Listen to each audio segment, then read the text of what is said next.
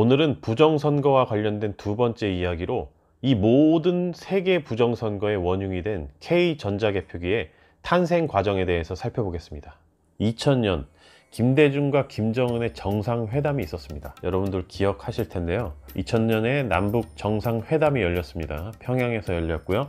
2000년 6월 13일부터 6월 15일까지 평양시에서 진행이 됐고, 김대중과 김정일이 만났습니다.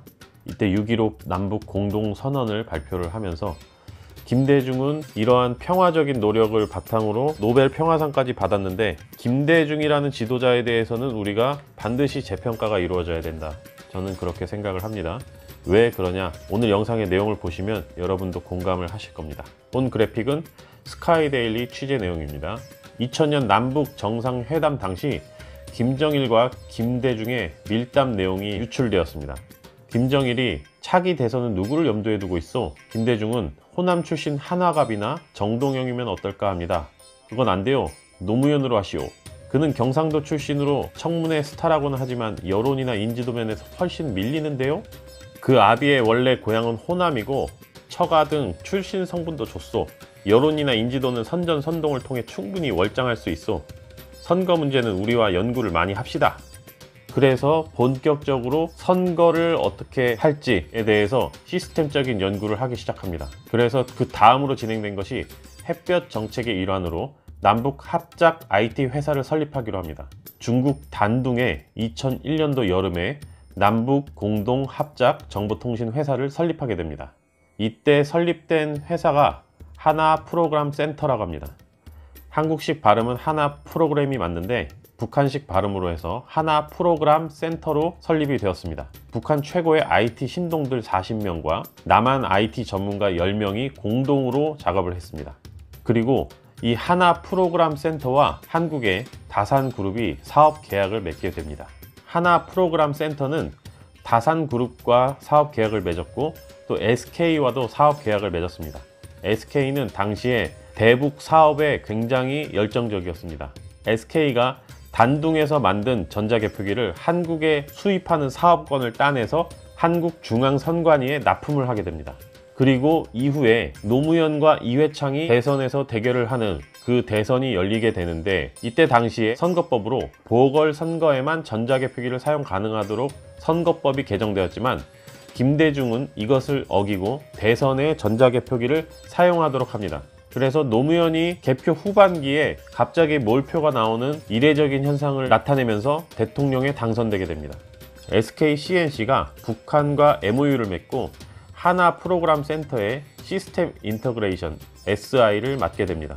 이때 SK텔레콤 상무 동북아텔레콤 태스크팀의 최고장인 구혜우라는 인물이 있습니다. 구혜우라는 인물이 나중에 국정원 북한 담당 기획관까지 가는데요.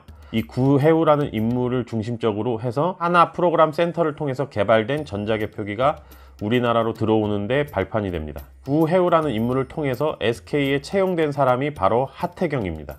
여러분 하태경 아시죠? 왜 그렇게 하태경이 부정선거 의혹에 반박을 하면서 발작을 일으켰던가? 그 하태경의 역사를 보면 정말 놀랍습니다. 민경욱 의원이 부정선거로 이제 시위를 할 때 하태경이 부정선거 음모론을 굉장히 비판을 했고, 지난 대선 토론 때도 윤석열 대통령한테도 이런 얘기를 했습니다. 누구나 저 사람은 일견 동조하는 거 아니야? 이런 의심을 할 수밖에 없죠. 네. 하태경이 TV 경선에서 부정선거 공론화를 막다가 역효과, 오히려 부정선거 의혹 일파만파.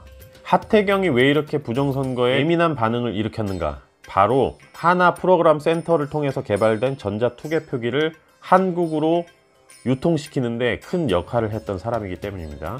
자, 2001년에 설립된 하나 프로그램 센터에서 구혜우라는 인물이 하태경을 채용하고, 하태경과 구혜우는 삼성 출신의 고한석을 스카우트하게 됩니다. 그래서 이 셋이 하나 프로그램 센터에서 만든 소프트웨어와 하드웨어 전자투개표기를 한국중앙선관위에 납품하는 일을 맡게 됩니다. 그리고 삼성 출신의 고한석은 나중에 박원순 시장의 비서실장이 되고, 박원순이 죽기 전 마지막으로 만난 비서실장이 바로 고한석입니다. 이렇게 남북 합작으로 만들어진 전자투개표기가 중앙선관위로 납품이 되는 과정을 짧게 살펴봤고요. 이후에 박근혜 대통령이 탄핵이 되죠. 그리고 약 한 달 후에 다산그룹에서 자회사로 한국전자투표회사라는 것을 별도로 설립을 하게 됩니다. 그리고 한국전자투표회사가 만들어진 지 한 달 만에 중앙선관위와 독점 계약을 하고 여기에 전자투개표 시스템을 납품하게 됩니다. 그리고 문재인이 당선이 되는 거죠. 박근혜 탄핵 후에 문재인이 대선을 치르기 한 달 전에 한국전자투표회사가 만들어지고 설립 한 달 된 회사의 소프트웨어가 중앙선관위의 독점 계약으로 납품되는 이 모든 과정이 매우 수상하죠. 자, 그래서 오늘 내용으로 살펴봤을 때 이 모든 것의 원흉은 김대중 정부로부터 출발을 했고요. 남북 정상회담을 통해서 햇볕 정책의 일환으로 북한과 남한이 합작으로 IT 회사를 설립하게 되고 그 하나 프로그램 센터라는 IT 회사를 설립해서 오늘날의 K전자 개표기의 뿌리가 되는 그 원흉을 만들었고 그것들이 지금까지 쭉 이어져 오고 있다. 이런 내용입니다.